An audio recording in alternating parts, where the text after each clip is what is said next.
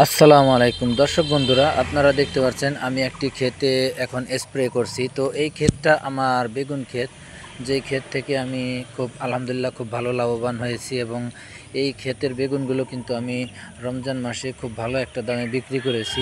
আলহামদুলিল্লাহ খুব ভালো ফলন হয়েছে। তো এই বেগুন ক্ষেতটা আমি চাচ্ছি আরও কিছুদিন কন্টিনিউ করার জন্য।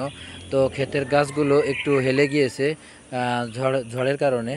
তো ঝড় হয়েছে এবং বৃষ্টি হয়েছে। তো এই ধরনের সমস্যায় যখন হবে যে ঝড় বৃষ্টি হয়েছে এবং বেগুন গাছের পাতাগুলো একটু লালচে বর্ণ ধারণ করেছে, হলুদ বর্ণ ধারণ করেছে। তো এই ধরনের সমস্যা যদি আপনাদের কোনো ফসলে হয়ে থাকে বৃষ্টির কারণে, এবং বৃষ্টির পরে আপনারা সেখানে যেটা করবেন সেটা হচ্ছে, এই যে গাছগুলো কিন্তু হেলে আছে বেগুন গাছগুলো, তারপরও আমি আগে এখানে কিছু মেডিসিন স্প্রে করলাম। স্প্রে করার পর কিন্তু এই গাছগুলো আমি সোজা করে দেব। তো আগে মেডিসিনটা আমি স্প্রে করে নিলাম।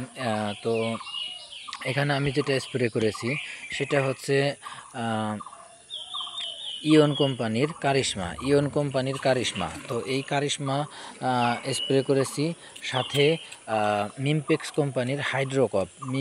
কোম্পানির হাইড্রোকপ। এটা কপার হাইড্রোক্সাইড গ্রুপের একটা ওষুধ। ঠিক একই সাথে আমি স্প্রে করেছি কীটনাশক হিসেবে ইয়ন কোম্পানির ভেনম। তো ভেনমে অ্যাসিটাপ্রিমিড এবং এমামেকটিন বেনজোয়েট আছে। তো এইটা পোকার জন্য একটু কাজ করবে।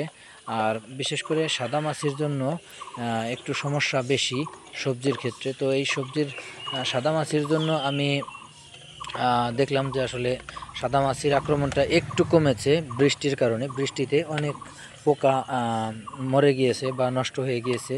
তো এই জন্য আমি এখানে তারপরও আমি চেষ্টা করেছি একটি সাদা মাছির জন্য একটা কীটনাশক এখানে স্প্রে করার জন্য।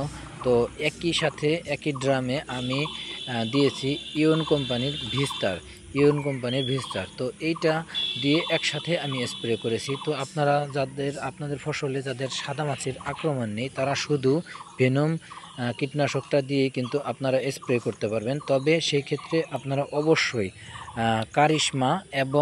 কারিশমা এবং আপনাদের যে হাইড্রোকপটা আছে, এই হাইড্রোকপটা অবশ্যই আপনাদের ফসলে স্প্রে করবেন।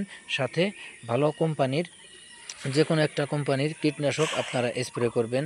তো সেক্ষেত্রে আমি বলবো, যদি আপনাদের সবজি জাতীয় ফসল হয়ে থাকে সেখানে অবশ্যই আপনারা এই ভেনম স্প্রে করতে পারেন, অথবা আপনারা অ্যাসিটাপ্রিমিড এমামেকটিন বেনজোয়েট গ্রুপের যে কোনো কীটনাশক আপনারা স্প্রে করতে পারবেন। তো অবশ্যই আপনাদের এই ফসলটা এই প্যাকেজটা স্প্রে করার ঠিক 2 থেকে 3 দিনের মধ্যে আবার কালারটা চেঞ্জ হয়ে আসবে এবং গাছের গ্রোথটা ভালো থাকবে এবং গাছে ফুল ফল আবার নতুন করে আসা শুরু করবে।